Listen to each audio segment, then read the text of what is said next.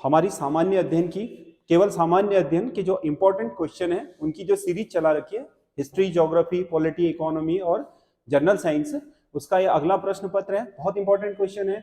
आप इसकी पीडीएफ हमारे टेलीग्राम चैनल संजय देव क्लासेस से प्राप्त करके पहले वहां से खुद से सॉल्व कर लें, उसके बाद वीडियो से मिलान कर लें। मैं सारे क्वेश्चनों को एक्सप्लेन भी कर देता हूं और उसके बाद जो भी आपका सुझाव है या कोई भी चीज है उसे कमेंट पर बताएं। आपको सीरीज कैसी लग रही है उसे बताएं कमेंट्स पर।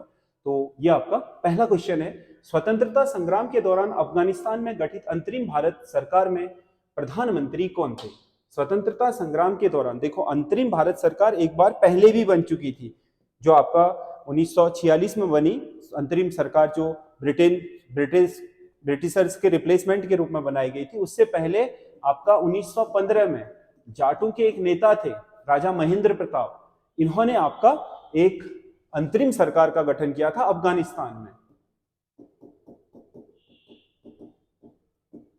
इस आपके जो अंतरिम भारत सरकार थे, इसमें जो आपके प्रधानमंत्री बने थे वो बने थे बरकत उल्ला। राष्ट्रपति खुद राजा महेंद्र प्रताप थे और प्रधानमंत्री थे बरकत उल्ला। 1915 में यह अंतरिम सरकार गठित हुई थी, जो अंग्रेजों को अपनी स्वतंत्रता संग्राम के दौरान अपने क्षेत्र से बाहर मानती थी और उसने कहा कि हम अपना सरकार खुद ही चलाएंगे। 1921-22 में मोपला विद्रोह कहां हुआ था? मोपला विद्रोह 1921 का बहुत महान विद्रोह है, जो आपका केरला के मालाबार तट में जो मुसलमान काश्तकार थे, या जिन्हें हम आपके मलयाली मुसलमान बोलते हैं, कहा जाता है कि ये मुसलमान आपके जो हिंदू थे उन्हीं से उनका इस्लामीकरण हुआ था। उनका बहुत बड़ा आपका संगठन था। उन्होंने अपने इस आंदोलन को अंग्रेजों की नीतियों के विरुद्ध शुरू किया था, लेकिन बाद में कहा जाता था कि यह सांप्रदायिक हो गया, क्योंकि आरंभ में तो इसे महात्मा गांधी, मोहम्मद अली, शौकत अली, अली बंधु जी ने कहा जाता है। ये मोहम्मद अली जिन्ना नहीं है, मोहम्मद अली और शौकत अली खिलाफत आंदोलन वाले, उन्होंने अपना समर्थन प्रदान किया था। लेकिन बाद में कहा जाता है कि यह हिंसक हो गया था, इसमें आपके हिंदुओं के विरुद्ध भी चीजें होने लग गई थी, तो फिर महात्मा गांधी ने इससे किनारा कर लिया। आरंभ में महात्मा गांधी ने भी मोपला विद्रोह को समर्थन दिया था, क्योंकि ये मोपला विद्रोह केरल के मालाबार तट पर स्थित जो आपके मुसलमान थे, यानी कि जिन्हें हम आपका मलयाली मुसलमान बोलते हैं, उनके द्वारा अंग्रेजों के विरुद्ध चलाया गया एक विद्रोह था, ये मोपला विद्रोह। अगला क्वेश्चन है, भारत विभाजन की माउंटबेटन योजना कब प्रस्तुत की गई? माउंटबेटन योजना, भारत विभाजन की माउंटबेटन योजना 3 जून 1947 को प्रस्तुत की गई थी। माउंटबेटन को भारत में स्पेशली भारत विभाजन के लिए भेजा गया था, क्योंकि भारत की जो आपका स्वतंत्रता है उसकी घोषणा तो पहले ही हो चुकी थी ब्रिटिश आपके प्रधानमंत्री द्वारा, उससे पहले ही इसकी घोषणा कर दी गई थी। तो भारत आजाद होना था, ये निश्चित हो गया था। लेकिन सबसे बड़ा मुद्दा ये था कि जो सांप्रदायिकता थी वो अपने चरम पर पहुंच गई थी, और मोहम्मद अली जिन्ना के नेतृत्व में जो मुस्लिम लीग थी वो पाकिस्तान की मांग कर रही थी। अंग्रेज चाह रहे थे कि पाकिस्तान भारत का विभाजन करे बिना ही वो यहाँ से चले जाएं, और भारतीय चाह रहे थे कि विभाजन किसी भी हालत में ना हो, जबकि मुसलमानों के जो गुट था मुस्लिम लीग वाला, वो चाह रहा था कि हर कीमत पर विभाजन होगा। तो इससे बहुत बड़ा संकट खड़ा हो गया था। तो स्पेशली माउंटबेटन को इसलिए भेजा गया था कि शांतिपूर्ण तरीके से भारत का विभाजन कर दे और उसके बाद सत्ता उनको सौंप करके अपने देश वापस लौट आए। तो इसी उद्देश्य से आपका माउंटबेटन योजना प्रस्तुत की गई थी आपके 3 जून 1947 को। मॉन्टेग्यू चेम्सफोर्ड सुधारों का संबंध किससे है? 1919 का जो भारत सरकार अधिनियम है उसी को मॉन्टेग्यू चेम्सफोर्ड सुधार कहते हैं, क्योंकि उस समय आपका चेम्सफोर्ड आपके भारत के गवर्नर थे या वाइसरॉय थे, और जो मॉन्टेग्यू थे उस समय भारत सचिव, यानी कि भारत सचिव जो ब्रिटिश संसद में भारत का मंत्री होता था उसे भारत सचिव। तो इन दोनों के द्वारा ये तैयार किया गया था, इसीलिए इसे मॉन्टेग्यू चेम्सफोर्ड सुधार कहा जाता है। ये द्वैध शासन के लिए जाना जाता है, प्रांतों में द्वैध शासन। इसके द्वारा यह कहा गया था कि भारत में अगर जो प्रांत हैं, मतलब जो स्टेट हैं, इनमें कुछ विषय हम भारतीयों को दे देते हैं, भारतीयों को स्वायत्तता प्रदान कर देते हैं, कि थोड़ा बहुत, पूरी नहीं, इसमें कुछ आरक्षित विषय रखे गए, कुछ हस्तांतरित। आरक्षित का मतलब जो ब्रिटिश सरकार के पास रहेंगे, और हस्तांतरित का मतलब जो भारतीयों के पास रहेंगे। और वो हस्तांतरित विषयों पर अच्छा काम करते हैं तो 10 साल बाद एक समीक्षा की जाएगी 1929 में, और अगर उस समय भारत ने क्या सही काम करा होगा इन 10 वर्षों में, तो हम भारत को आपका जो डोमिनियन स्टेटस है वो प्रदान कर देंगे। परंतु अंग्रेजों को ये चीज पसंद नहीं थी कि भारतीयों को दिया जाना है। उन्होंने भारतीयों को केवल एक झुंझुना थमाना था, दैत शासन के रूप में दे तो दिया, लेकिन भारतीयों ने अच्छा काम भी करा और 1929 होने से 2 वर्ष पहले ही इसकी समीक्षा करने के लिए साइमन कमीशन गठित किया गया था। इसी की समीक्षा के लिए था। द्वैत शासन में भारतीयों को जो स्वायत्तता प्रदान की गई है उसमें उन्होंने अच्छा काम करा है या नहीं करा है। लेकिन ठीक था, आयोग तो बनाना ही था 10 साल में, लेकिन 8 साल पहले ही बनाया। लेकिन साइमन आयोग की जो गलती थी वो ये थी कि उसमें साथ के साथ अंग्रेज थे जिन्होंने पक्षपात पूर्ण तरीके से यही बोलना था कि भारतीयों में अभी सुधार नहीं हुआ है, इसलिए इन्हें डोमिनियन स्टेटस नहीं दिया जा सकता है। तो इसके लिए जाना जाता है आपका चेम्सफोर्ड सुधार। दुर्बलता किसी भी रूप में हो वह एक अभिशाप है। यह किसने कहा था? दुर्बलता किसी भी रूप में हो, चाहे वो आपका शारीरिक दुर्बलता हो, चाहे वो आपके सच्चाई के प्रति बोलने की दुर्बलता हो, किसी भी तरह की जो दुर्बलता है वो एक अभिशाप है। ये कहा था स्वामी विवेकानंद ने। नील आंदोलन का समर्थन करने वाले हिंदू पैट्रियार्ट के संपादक कौन थे? नील आंदोलन बंगाल का बहुत महान आंदोलन था। नील आंदोलन जो दिगंबर विश्वास और विष्णु विश्वास नामक 2 भाइयों के नेतृत्व में शुरू हुआ था। नील की खेती करने वाले जो किसान थे उन पर अंग्रेजों के द्वारा जबरदस्ती थोपी गई जो चीजें थी उनको समाप्त करने के लिए हुआ था। और उस समय आपके हिंदू पैट्रियार्ट एक बहुत महत्वपूर्ण समाचार पत्र था और उसके संपादक थे हरीशचंद्र मुखर्जी ने। और इन्होंने लगातार इस आंदोलन को प्रकाशित किया, इसकी घटनाओं को प्रकाशित किया, इसीलिए इसका सही आंकलन होगा हरीशचंद्र मुखर्जी। दिगंबर विश्वास और विष्णु विश्वास इस आंदोलन के प्रमुख आपके लीडर थे नील आंदोलन के। अगला क्वेश्चन है, मुगल काल में अंग्रेजों के व्यापार की सबसे महत्वपूर्ण वस्तु क्या थी? मुगल काल में अंग्रेजों के व्यापार की सबसे बड़ी वस्तु क्या थी? सूती वस्त्र। क्योंकि मुगल काल में अंतिम समय में अंग्रेजों ने इंग्लैंड में औद्योगिक क्रांति कर दी थी। दुनिया में जो सबसे पहली औद्योगिक क्रांति हुई है वो सूती वस्त्र उद्योग से हुई है। मैनचेस्टर है, मैनचेस्टर इसीलिए दुनिया भर में सूती वस्त्र उद्योग के लिए क्या बन गया? आपका एक संज्ञा बन गया। जैसे हम बोलते हैं अहमदाबाद भारत का मैनचेस्टर, आपका संघाई आपका चीन का मैनचेस्टर। इस तरीके से जो मैनचेस्टर शब्द आया है ये एक संज्ञा बनी है किसके लिए? सूती वस्त्र के लिए। दुनिया में सबसे पहले जो सूती वस्त्र उद्योग है इसी से औद्योगिक क्रांति हुई। और इंग्लैंड में मैनचेस्टर है, लैंकाशायर है, ये आपके इसके केंद्र होते थे। तो जो आपका सूती वस्त्र उद्योग है वहां पर बड़ी मशीनें लग गई थी, जो आपका पावर लूम है और भाप का इंजन बन गया था, और उसके अलावा कताई बुनाई की मशीन बन गई थी। तो इससे वहां पर सूती वस्त्र में क्रांति आ गई थी। तो लेकिन इंग्लैंड में कपास तो होता नहीं, क्योंकि कपास के लिए तो कैसा मौसम चाहिए? 200 दिन साफ आसमान वाला और पाला रहित तापमान। वो केवल उष्णकटिबंधीय क्षेत्रों में ही हो सकता है। इंग्लैंड इससे बाहर आता है, वहां पर कपास की खेती होती नहीं है। तो उन्हें इस क्रांति के लिए भारी मात्रा में कपास चाहिए था, तो वो भारत से कपास ले जाते थे और इंग्लैंड की मशीनों में बड़ी मात्रा में तैयार करते थे, जहाजों से फिर भारत लाते थे और तैयार माल को भारतीय बाजारों में बेचते थे। तो इस प्रकार सूती वस्त्र उनका प्रमुख आपका मुगल काल में व्यापार का वस्तु हुआ करती थी। ईस्ट इंडिया कंपनी का शासन भारत में कब समाप्त हुआ? ईस्ट इंडिया कंपनी का भारत में शासन समाप्त हुआ 1858 में, जिसे महारानी का घोषणा पत्र कहते हैं। 1857 की क्रांति की स्थिति को देखते हुए ब्रिटिश महारानी ने यह घोषणा करी कि अब जो ईस्ट इंडिया कंपनी है वो भारत का शासन नहीं संभालेगी। उसके बदले पर भारत का शासन सीधे इंग्लैंड की संसद से संचालित होगा और महारानी के हाथ से संचालित होगा, और उसका एक प्रतिनिधि होगा जो भारत में आज तक ईस्ट इंडिया कंपनी का गवर्नर होता था। और वो एजेंट मात्र रहेगा, यानी कि वो कहलाएगा वाइसरॉय। और भारत का इस मामलों को देखने के लिए यहाँ पर एक भारत सचिव की नियुक्ति की जाएगी, या भारत सचिव या भारत मंत्री की। तो वो आपका इंग्लैंड की संसद में अब इस मामले को देखेगा। बाकी वहां की जो संसद है उसका जो प्रमुख है वो महारानी होती है। जैसे हमारे यहाँ राष्ट्रपति है कार्यपालिका का, वैसे इंग्लैंड में महारानी होती है या महाराज होते हैं। तो उन्हीं के द्वारा संचालित किया जाएगा, ईस्ट इंडिया कंपनी के नाम से नहीं होगा। हालांकि सब ईस्ट इंडिया कंपनी कर रही थी, लेकिन लोगों को ये समझाने वाली बात थी कि आज तक जो गलतियां करी हैं वो ईस्ट इंडिया कंपनी ने करी, इसीलिए 1857 की क्रांति हुई, सारा ठीकरा उसके सर फोड़ दिया गया और आगे चल करके अंग्रेजों ने अपने हिसाब से शासन चलाया। लेकिन ये था कि एक व्यक्ति पर इसका ठीकरा फोड़ना था, वो ईस्ट इंडिया कंपनी पे फोड़ दिया। तो ये 1858 था। प्रथम मराठा युद्ध की समाप्ति किस संधि के साथ हुई? प्रथम जो आंग्ल मराठा युद्ध है, प्रथम यहां पर आंग्ल मराठा युद्ध है, प्रथम आंग्ल मराठा युद्ध की जो समाप्ति हुई वो आपके सालबाई की संधि के साथ हुई। सालबाई की संधि के साथ शुरू हुआ था सूरत की संधि के साथ और खत्म हुआ सालबाई की संधि के साथ। अगला क्वेश्चन है, किस मुगल बादशाह ने रुपया और दाम के बीच आना नामक सिक्का चलाया? आना, जिसे हम बात बात तक 8 आना 4 आना बोलते रहे, वो सिक्का आपका पैसे और जो हमारा रुपया और दाम है, दाम सबसे छोटी इकाई होती थी मुगल काल में मुद्रा की, और रुपया आपका शेरशाह सूरी के काल से ही चला आ रहा था, तो इनके बीच आना चलाया। तो ये आना नामक सिक्का चलाया था शाहजहां ने।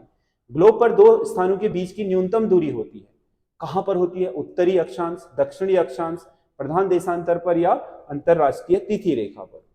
जो आपका दो उसके बीच सबसे न्यूनतम दूरी होगी वो होगी अंतरराष्ट्रीय तिथि रेखा। ग्रीनविच मेन टाइम है 0 डिग्री, यहां से 180 डिग्री यहां प्रशांत महासागर तक। ये जो आपका रेखा है प्रशांत महासागर के बीचों बीच, जो यहां आपका जो बेरिंग जलसंधि है इससे निकल रही है, इसे बोलते हैं अंतरराष्ट्रीय तिथि रेखा। यानी कि सूरज अगर इसको पार करेगा तो नेक्स्ट डेट चेंज हो जाएगी, तिथि चेंज हो जाएगी। यहां पर सूरज का प्रवेश लेते ही तिथि चेंज हो जाएगी, यानी कि नेक्स्ट तारीख शुरू हो जाएगी। और यहां पर ये ग्रीनविच मेन टाइम पर पहुंचते पहुंचते ये आपका पूर्वी देशांतर खत्म हो जाएगा। ग्रीनविच मेन टाइम से 180 डिग्री के बाद पश्चिमी देशांतर शुरू होगा और 12 घंटे के बाद ये 180 देशांतर की दूरी तय करके सूर्य पुनः यहां होगा, यानी कि 24 घंटे बाद देशांतर। तो दो स्थानों के जो बीच की सबसे न्यूनतम दूरी मानी जाती है वो अंतरराष्ट्रीय तिथि रेखा पर मानी जाती है, पूरब और पश्चिम के बीच की दूरी। इस ऑप्शन में आपका क्या होगा? अंतरराष्ट्रीय तिथि रेखा। क्योंकि अगर हम इनके यहां या ऐसे ले दूरी दो स्थानों की, तो वो आपका एक तरीके से हमारे ग्लोब पर मापन की विधि से बाहर हो जाएगी। हमारे ग्लोब पर दो स्थानों की सबसे न्यूनतम पूरब और पश्चिम अगर हम देखें तो वो आपका अंतरराष्ट्रीय तिथि रेखा पर होगा इस ऑप्शन के अनुसार। तो ये इसका सही आंसर है।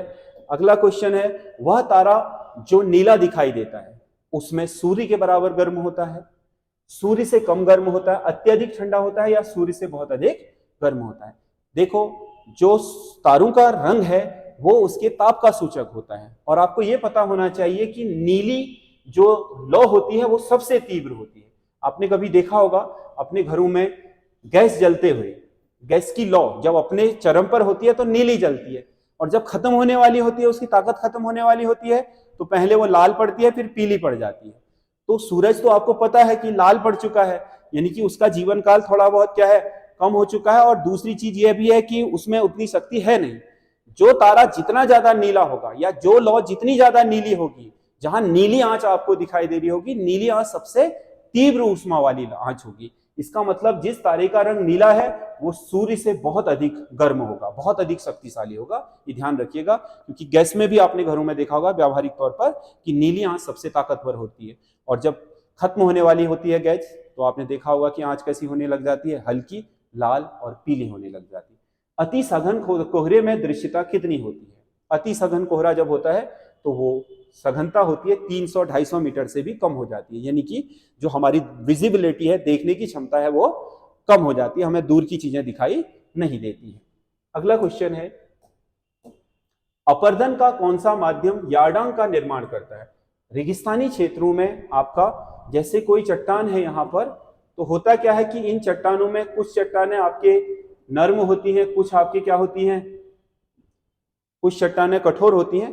तो होता क्या है कि हवा के कारण जो नर्म चट्टानें हैं वो चट्टानें आपका क्या होती हैं,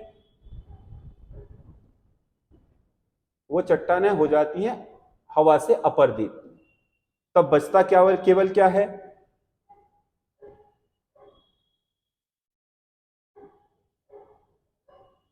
तो इस तरीके की जो आपकी चट्टानें बन जाती हैं या ऐसे दिखाई देती हैं रेगिस्तानों में, तो इन चट्टानों को कहा जाता है यार्डांग। यार्डांग बनता है रेगिस्तानों में वायु अपर्दन के कारण। अगला क्वेश्चन है, विद्युत ऊर्जा के लिए भूतापीय ऊर्जा का प्रयोग करने वाला पहला देश?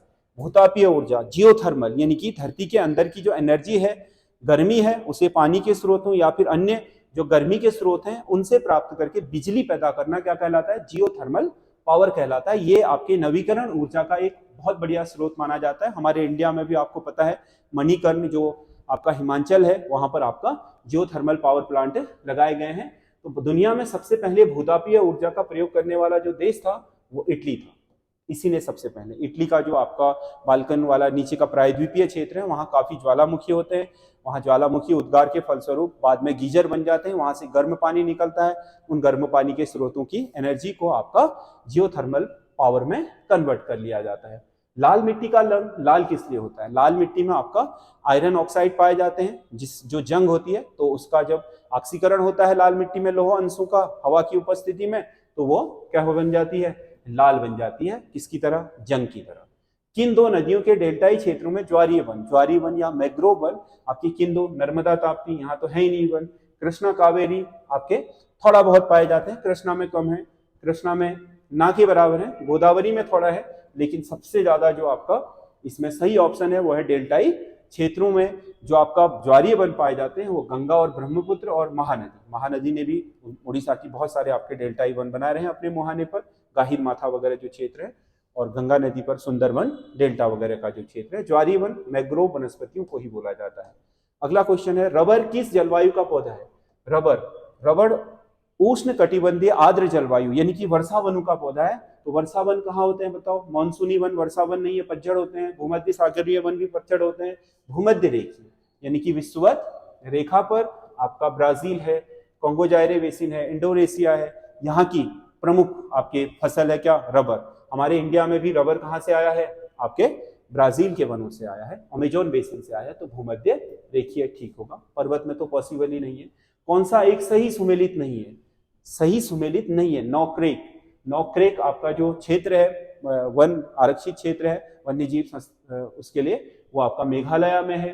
बांदीपुरा जो नेशनल पार्क है वो कर्नाटका में है, कर्नाटक में है, महाराष्ट्र में नहीं। तो यही आपका सही आंसर है। सिंपलीपाल आपका बायोस्फीयर रिजर्व है, ये आपका उड़ीसा में है। सरीसिका राजस्थान में, बिल्कुल सही है, केवल ये गलत है, बांदीपुरा महाराष्ट्र। भारत में अभ्रक खनन का एक क्षेत्र, अभ्रक मतलब माइका, खेतड़ी तो राजस्थान में आपको पता है किसके लिए जानी जाती है? आपके तांबे के लिए। कोडोरमा अभ्रक के लिए जाना जाता है। बाकी कालाहांडी आपका उड़ीसा में है, ये बॉक्साइट खनन के लिए जाना जाता है। सिंगरौली ये आपका कोयला खनन के लिए जाना जाता है।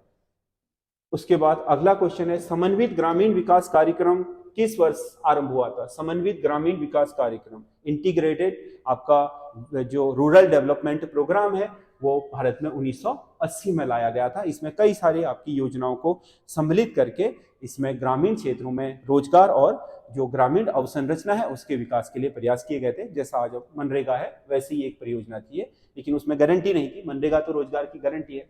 भारत में मुद्रास्फीति की माप करता है। मुद्रास्फीति महंगाई,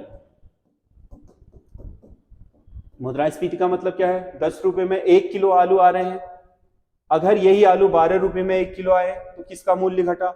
आलू तो 1 की जगह 1 ही रहा, ये 10 की जगह 12 देने पड़ रहे हैं, तो यानी कि चीज महंगी हो गई है। मुद्रा का मूल्य आपका क्या वस्तु की मूल्य की तुलना में कम हो चुका है। पहले 10 रुपए देने पड़ते थे, अब 12 चुकाने पड़ रहे हैं, तो इसका मतलब क्या हुआ? ये मुद्रास्फीति यानी कि मुद्रा के मूल्य में गिरावट आ गई अपेक्षा करते वस्तुओं के, तो इसे मुद्रास्फीति या महंगाई कह सकते हो। तो महंगाई मापी जाती है थोक मूल्य सूचकांक। भारत में थोक मूल्य सूचकांक में दैनिक जीवन की सभी वस्तुओं को सम्मिलित कर लिया जाता है, उनके एवरेज मूल्य को लिया जाता है, उस मूल्य से पता कर लिया जाता है कि लोगों को कम खर्च करना पड़ रहा है अपनी जरूरत पर या अपेक्षा करते ज्यादा करना पड़ रहा है। तो ज्यादा करना पड़ रहा है तो मुद्रास्फीति है, कम करना पड़ रहा है तो मुद्रा अविस्फीति है। तो थोक मूल्य सूचकांक इसका सबसे अच्छा जरिया होता है। अगला क्वेश्चन है, कौन सा बैंक किसानों को दीर्घकालीन वित्तीय सहायता प्रदान करता है? दीर्घकालीन, देखो दीर्घकालीन वित्तीय सहायता 15 साल से लंबी अवधि के ऋणों को दीर्घकालीन कहा जाता है। शॉर्ट टर्म का मतलब जो एक फसल के लिए दिया जाता है, रबी या खरीफ के लिए। मिड टर्म का मतलब है जो आपके 5 साल तक के लिए दिए जाते हैं, जैसे आपके भूमि में कोई सुधार करना है। उसके बाद आपका जो लॉन्ग टर्म ऋण होते हैं वो भूमि विकास बैंक देता है।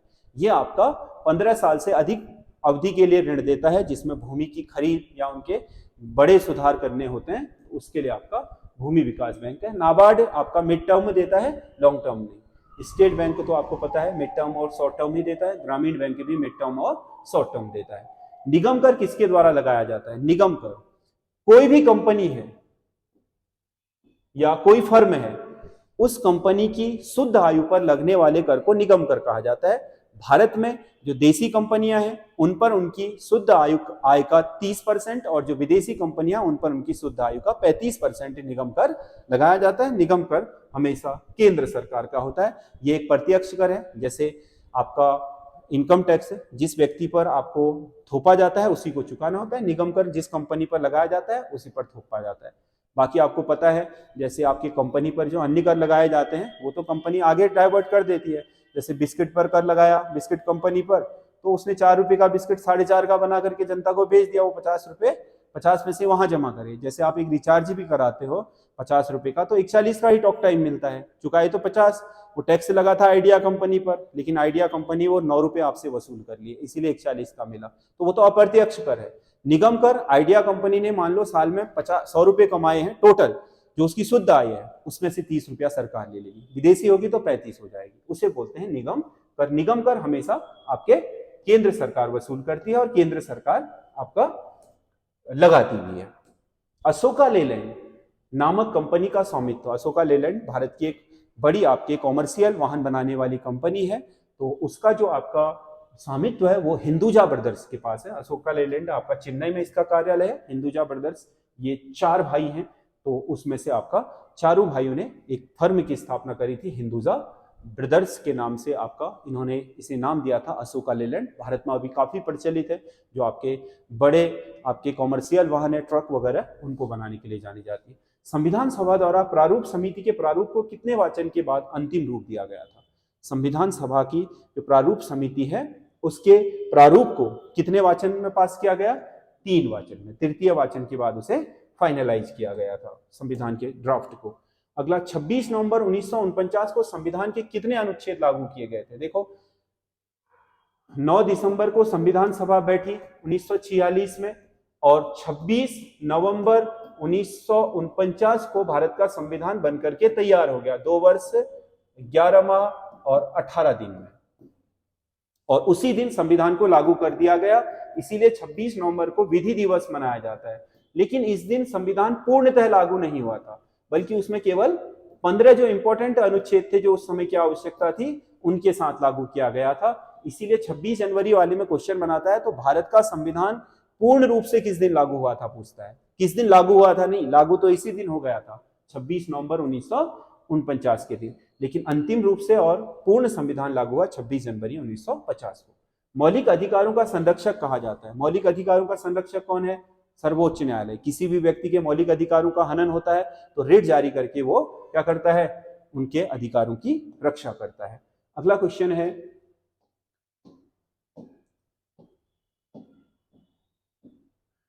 विधि के समक्ष समानता कहां से ली गई है? विधि के समक्ष समानता यानी कि जो हमारा कानून है वो सबके लिए समान होगा, उसके सामने कोई छोटा बड़ा पद वगैरह नहीं है, वो सभी जो हमारे नागरिक हैं उनके लिए एक समान होगा। ये लिया गया आपका ब्रिटिश संविधान से। कौन सा एक संविधान संशोधन मतदान की आयु को घटाने से संबंधित है? मतदाता की आयु को घटाने से संबंधित है। ये जो मतदाता की आयु को घटाने से संबंधित संविधान संशोधन है, पहले भारत जब आजाद हुआ था तो उस समय भारत ने जब संविधान लागू करा तो वो होती थी 21 वर्ष वयस्क मताधिकार की आयु, उसे घटा करके 18 वर्ष किया गया 61वें संविधान संशोधन 1989 के द्वारा। तो ये आपका इससे संबंधित है। अगला क्वेश्चन है, कौन सी संस्था प्रत्यक्ष लोकतंत्र का उदाहरण है? प्रत्यक्ष लोकतंत्र किसे बोलते हैं? ऐसा लोकतंत्र जिसमें जनता के प्रति लोगों की जवाबदेही हो, जनप्रतिनिधियों की जवाबदेही हो, अगर जनप्रतिनिधि काम नहीं कर रहे हैं तो राइट टू रिकॉल हो, यानी कि उन्हें वापस बुलाने का अधिकार भी हो। देखो पंचायत में तो ऐसा है नहीं, अभी हमारे यहाँ स्थानीय स्वशासन में जिला पंचायत, क्षेत्र, ग्राम पंचायत, नगर पंचायत किसी में नहीं होता। हाँ, ग्राम पंचायत में होता है, क्योंकि ग्राम पंचायत एक्चुअल में संवैधानिक निकाय नहीं है, वो आपका ग्राम सभा। ग्राम पंचायत तो संवैधानिक निकाय है, सबसे छोटी आपकी त्रिस्तरीय पंचायत राज में। ग्राम सभा गांव के लोगों की, आम जनता की बैठक होती है, जिसमें यदि व्यक्ति सही तरीके से काम नहीं कर रहा है तो गांव के लोग उसे साइड लगा करके दूसरे को बना देते हैं। लेकिन इसमें तो ऐसा नहीं है, आपका काम अगर नहीं भी कर पा रहा है व्यक्ति तो 5 साल उसे काटना ही, आप वापस नहीं बुला सकते हैं, राइट टू रिकॉल नहीं है। अगला क्वेश्चन है, नीति आयोग का एक लक्ष्य इसमें से कौन सा है? नीति आयोग, जो नीति आयोग आपका 2015 में योजना आयोग की जगह बना, तो उसका एक लक्ष्य है सहकारी संघवाद, क्योंकि योजना आयोग के लिए कहा जाता था कि केंद्र राज्यों की शक्तियों पर हस्तक्षेप करता है। केंद्र आपका योजना आयोग के माध्यम से आपके राज्यों को जो अनुदान देने होते हैं उनमें भेदभाव करता है। तो संघ, सहकारी संघवाद का मतलब होता है कोऑपरेटिव, माने यानी कि इसमें राज्यों को भी प्रतिनिधित्व दे करके उनमें राज्यों की भी बात को रखा जाना शुरू किया जाएगा और राज्यों को समान रूप से सहायताएं प्रदान की जाएगी। इसी को बोलते हैं सहकारी संघवाद। तो ये आपका इसका मुख्य उद्देश्य है, किसका? नीति आयोग का। अगला क्वेश्चन है, सुशासन, गुड गवर्नेंस की धारणा का प्रतिपादन सर्वप्रथम किसने किया था? गुड गवर्नेंस की जो प्रतिधारणा है इसे सबसे पहले लेकर के आया था वर्ल्ड बैंक। गुड गवर्नेंस मतलब जो आपका गवर्नमेंट है उसके कार्य जनता तक साफ सुथरे तक तरीके से पहुंचे, समय से पहुंचे और जवाबदेही तरीके से पहुंचे, उसे गुड गवर्नेंस कहा जाता है। जिसे हमारे देश में आपका स्मार्ट भी कहा जाता है। सिंपल हो, आपका मोरल हो, अकाउंटेबल हो और रिस्पॉन्सिबल हो, ट्रांसपेरेंट हो। स्मार्ट मतलब शासन कैसा होना चाहिए? सिंपल होना चाहिए, आम लोगों तक पहुंच हो, नैतिक होना चाहिए, मोरल। अकाउंटेबल मतलब वो आपका चीजों के प्रति उत्तरदायी हो, रिस्पॉन्सिबल मतलब जिम्मेदार हो, ट्रांसपेरेंट का मतलब पारदर्शी हो। तो ये आपका जो गुड गवर्नेंस है ये सरकार का जनता के प्रति उत्तरदायित्व को दर्शाता है और इसकी पहली अवधारणा दी थी वर्ल्ड बैंक ने। अगला क्वेश्चन है, प्रथम राष्ट्रपति, भारतीय राष्ट्रपति संसद द्वारा पारित किसी धनेत्तर विधेयक को कितनी बार लौटा सकता है? धनेत्तर विधेयक को एक बार। यदि एक बार, जो धन विधेयक नहीं है, धन विधेयक तो लौटा ही नहीं सकता क्योंकि एक्चुअल में उसमें पूर्व सहमति होती है, राष्ट्रपति की पूर्व सहमति से प्रस्तुत होता है धन विधेयक, तो उसे कभी लौटा नहीं सकता है राष्ट्रपति, उसे वापस नहीं लौटा सकता है। राष्ट्रपति के पास आ गया तो साइन करना ही करना है। अन्य विधेयक जो धन विधेयक नहीं है उन्हें धनेत्तर विधेयक कहते हैं। यदि राष्ट्रपति के पास होकर के आते हैं तो राष्ट्रपति उसको समीक्षा के लिए एक बार लौटा सकता है। यदि एक बार लौटाने के बाद दोबारा आ गया तो राष्ट्रपति उस पर अपने हस्ताक्षर करने के लिए बाध्य है। तो इसका सही आंसर होगा एक। धन विधेयक में यह कंडीशन नहीं होती है, राष्ट्रपति बाध्य है क्योंकि राष्ट्रपति की पूर्व अनुमति से धन विधेयक जाता है, यानी कि बाद में नहीं जाए, बाद में मना नहीं कर सकता है क्योंकि पहले उसी से सहमति ले ली गई होती है लोकसभा और राज्यसभा में उसे पेश करने से पहले। अगला क्वेश्चन है, अनुच्छेद 312 में वर्णित अखिल भारतीय सेवाओं की संख्या कितनी है? 3। आईएएस भारतीय आपका प्रशासनिक सेवा, भारतीय पुलिस सेवा और भारतीय वन सेवा। फॉरेस्ट सेवा अखिल भारतीय में उसमें वो आपके सम्मिलित तो है पर उसका कार्डर वो नहीं है, ये आपका क्या है? वन सेवा है, फॉरेस्ट सेवा बोलते हैं जिसे। 3 है अखिल भारतीय सेवाएं। अगला क्वेश्चन है, वायुमंडल में बादलों के तैरने का कारण क्या होता है? वायुमंडल में बादल क्यों तैरते हैं? वायुमंडल में बादल इसलिए तैरते हैं क्योंकि जो आपका नमी होती है उसका घनत्व कम होता है, उसके कारण वो फैलाव में रहती है तो बादल बने रहते हैं। जैसे जैसे ताप घटने लगता है, घनत्व बढ़ने लगता है, चीजें नजदीक आती हैं, कण मिलते हैं तो वो बूंद बन जाते हैं और घनत्व बढ़ जाता है तो गिरने लग जाती है बारिश के रूप में। तो बादलों के तैरने का कारण होता है कम घनत्व। तो इसका सही आंसर होगा ये। अगला क्वेश्चन है, ऊष्मा का सर्वोत्तम चालक है। ऊष्मा का सबसे अच्छा चालक क्या होता है? इनमें से पारा। पारे में ऊष्मा बहुत तेजी से प्रसारित होती है, इसीलिए तो ये आपका थर्मामीटर को मुंह में रखते ही आपने देखा होगा 10-15 सेकंड के अंदर पारा गर्म होकर के प्रसारित होना शुरू हो जाता है। तो पारा अच्छा चालक होता है ऊष्मा का। अल्कोहल और ईथर भी है परंतु वो आपके पारे के जितना नहीं है। कौन सा एक रोग संक्रामक है? डायबिटीज। ये शरीर की आपकी व्याधि है, ऐसी व्याधि है जिसमें व्यक्ति के आंतरिक चीजों में गड़बड़ी हो गई हो, वो किसी बाहर से फैलता नहीं है, फैलने वाला रोग नहीं है, किसी एक व्यक्ति से दूसरे व्यक्ति को नहीं फैलेगा। ऑर्थराइटिस, ऑर्थराइटिस का मतलब गठिया, वो भी नहीं फैलता है, वो भी इंसान की अपनी शारीरिक जो हार्मोन्स हैं या फिर मेटाबॉलिक क्रिया हैं उनके गड़बड़ाने से होता है। डिफ्थीरिया, डिफ्थीरिया एक संक्रामक रोग है। क्यों? क्योंकि डिफ्थीरिया क्या है? माइक्रोबैक्टीरियम डिफ्थीरी नामक जीवाणु के कारण, यानी कि बैक्टीरिया के कारण है। डिफ्थीरिया हुआ है, व्यक्ति के बगल में कोई बैठेगा या उसका जूठा खाएगा या उससे संक्रमित चीज खाएगा तो उससे भी हो जाएगा। बाकी एरिथ्रोस्क्लेरोसिस तो आपका क्या है? एक हार्ट से संबंधित बीमारी है। हार्ट की धमनियों में अगर आपके वाहिकाओं में अगर ऊपर आपके फैट और कैल्शियम जमा हो जाता है जिसे कोलेस्ट्रॉल बोलते हैं, तो उससे जो खून है वो अच्छे से पास नहीं हो पाता, रक्तदाब बढ़ जाता है और उससे कई बार हार्ट अटैक भी आ जाता है, अधिकतर मामलों में हार्ट अटैक आ जाता है। अगला क्वेश्चन है, पुरुषों की बैडमिंटन प्रतियोगिता की ट्रॉफी है, केवल पुरुषों की, तो इसमें से थॉमस कप बैडमिंटन की एक ऐसी प्रतियोगिता है जिसमें केवल पुरुष भाग लेते हैं, महिलाएं नहीं। तो थॉमस कप पुरुषों की बैडमिंटन प्रतियोगिता। संगीत नाट्य अकादमी की स्थापना किस वर्ष हुई थी? संगीत नाट्य अकादमी 1953 में हुई थी। तो ये आपके 40 क्वेश्चन है, बहुत इंपॉर्टेंट है। आपके फॉर्मेटिंग उसी हिसाब से की गई है जिस हिसाब से आपके आयोग और यूकेएससी या अन्य परीक्षा रेलवे वगैरह में भी पूछा जाता है। तो आप यहाँ से अपनी प्रैक्टिस कर सकते हैं। पीडीएफ से आप इसकी पहले हमारे टेलीग्राम चैनल से पीडीएफ प्राप्त कर लें, उसके बाद सॉल्व करके यहाँ से इसको मिलान कर लें।